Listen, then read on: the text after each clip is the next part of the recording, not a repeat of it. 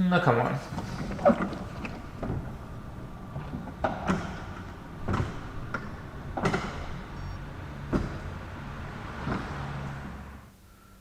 Hello everybody, this is already day 79 of my Jaguar S-Type restoration project and part 2 of reassembling the CF6HP26 automatic gearbox after having installed the output shaft, the planetary assembly, the D-clutch pack, the center support and finally the B-clutch drum. Last time already, it's now the A and E clutch assembly spread out here on the table. The A and the E clutch drum were rebuilt in earlier parts of the series.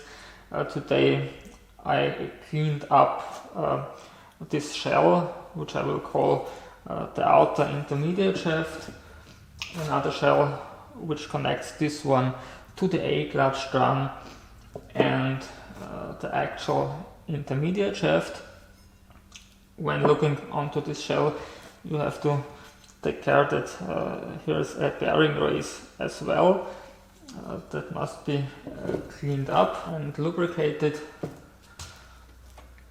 to put on this bearing again. This snaps in place after applying some pressure. I will also lubricate the needle bearing inside the E-clutch drum,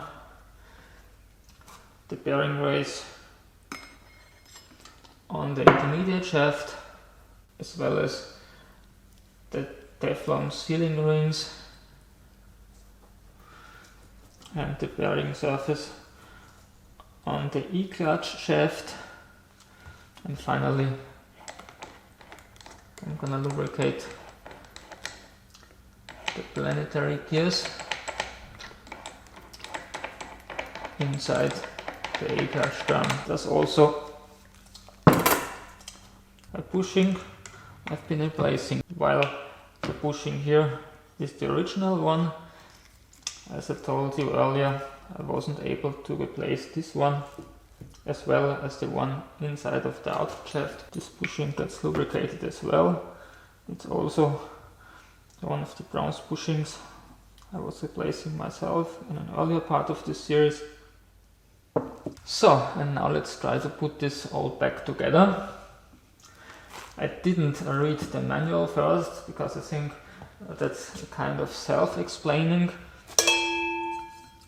First I will have to drop the E-clutch drum into the A-clutch drum upside down, so the ring gear catches the planetary gears.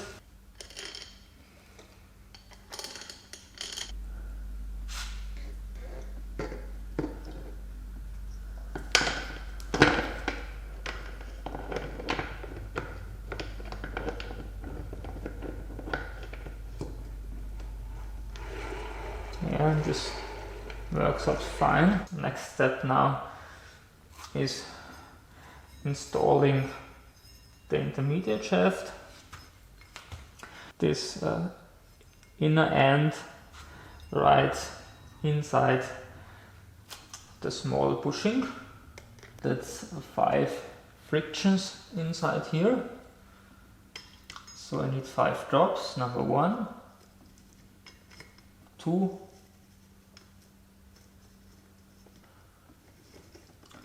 3. Would have been easy, I think, to line the frictions up from the beginning. Still at 3. Now come on. Okay, let's try to line those up, all the 5. Okay, 5 in one line. Yeah, they are still aligned, so obviously the shaft was fully seated. Ah, no it wasn't. Now it is. That's how it has to look like if the intermediate shaft is fully seated. Its upper surface doesn't extend over the snap ring. This has to grab the A-clutch frictions here on the outside. There are 4 frictions inside, so I need 4 drops when installing this.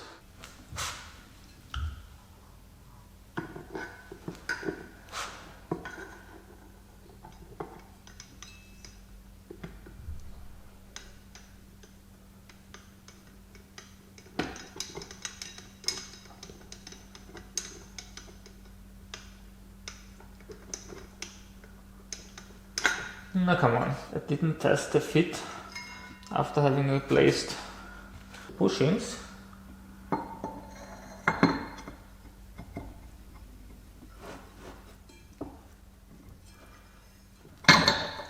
Seems a little bit tight on this one.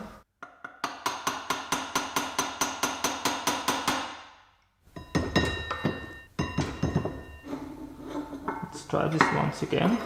Yeah, and everything is spinning perfectly now. Installing the intermediate shaft 2.0 drops right in. Hopefully I'm more lucky now with the shell.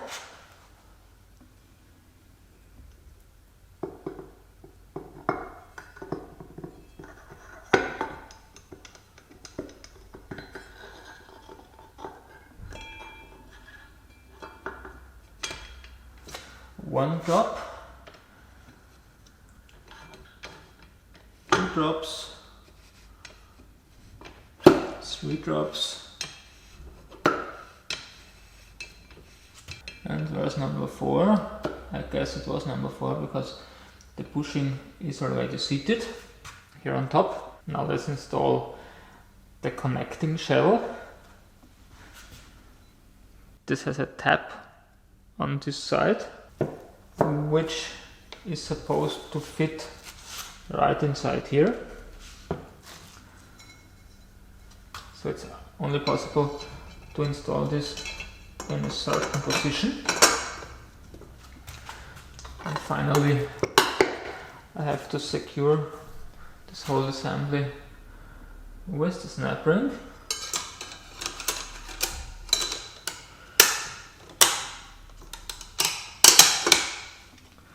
That's a quite stiff one.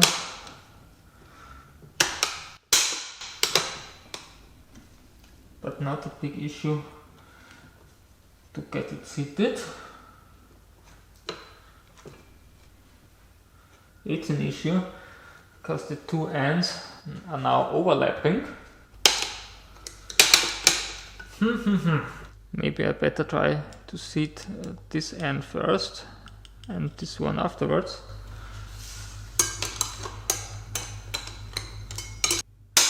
Yeah, that's the way it works. You already may have noticed that I missed out on this big snap ring last time. That's the one which is supposed to secure the center support in place. I left this out on purpose because it may be that this whole unit has to be disassembled again. When I was installing the output shaft, I noticed some grumbling noise, some uneven noise, not smooth at all. Maybe the new needle bearing I was going for is defective and this has to be changed out again. So if you want to take my video as a tutorial, don't forget to install the big snap ring right after dropping in the center support. So now I will try to drop in the A and E clutch assembly. The B clutch drum houses 4 frictions.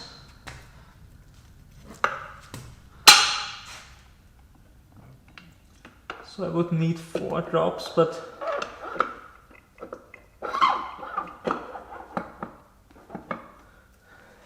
maybe drops in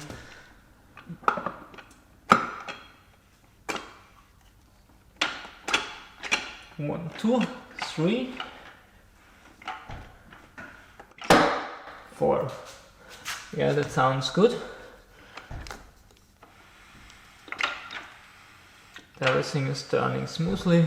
Finally, it's up to installing the stator/pump assembly with the infamous stator bushing here. There's also a washer which will set the end clearance on this side. Putting back this part would require an alignment pin, but I think I will manage to do this also without one. There are 3 bolt holes right besides on this position, and obviously those belong right here. So I will try to drop in the stator that way after lubricating the bushing surfaces and also the Teflon sealing rings. Let's give that a try. 3 holes on this side.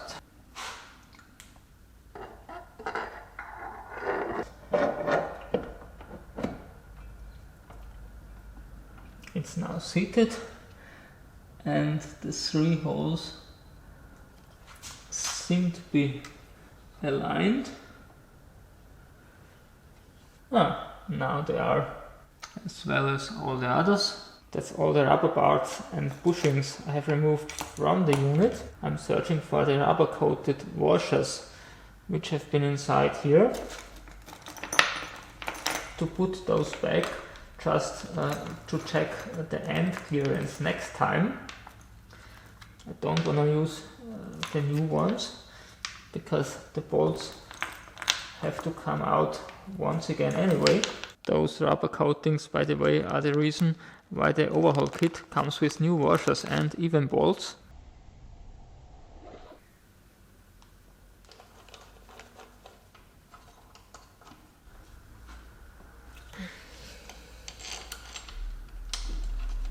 This bolt hole was slightly out of position and I had to rotate the whole assembly to get it lined up. All the T27 bolts are reinstalled, and now let's torque them down to spec, which is 10 Newton meters.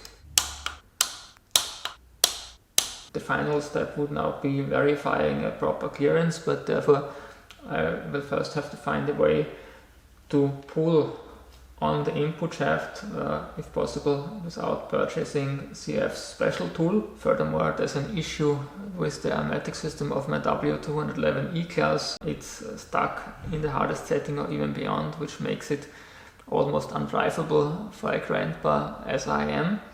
This has to be fixed as well. So I may be able to add new content to the Mercedes playlist soon. If you enjoyed today's video, you may want to give it a thumbs up or even subscribe. See you back on my channel next time. Goodbye.